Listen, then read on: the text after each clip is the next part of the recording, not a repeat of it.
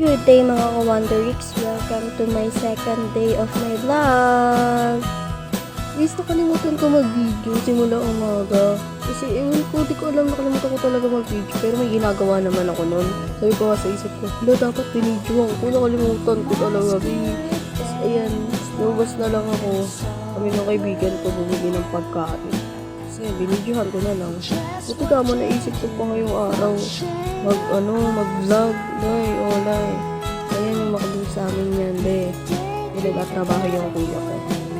Manager siya dyan. Nakakalibre kami. Ay, nakaka-discount pala. Malaki-laki rin. Okay na. Estudyanteng budget. Pag trip na kumain. Dahil joke lang. Ayan. Wala na ako video. Ayan lang. Ikot lang. Ikot lang, be. Wala lang. Kaya kasi pa may bumili sa gilid niya. Ay, sa tapat pala ng McDo. Naisip ko na i-video na lang rin. Sama sa video. So, ayan. Ayan yung BFF ko na kasama ko. Sabi ko sa kanya yan, Day. Huwag siya makulit. Kaya kulit niya maglakad, Day. Ang gugulo talaga yung camera, Day.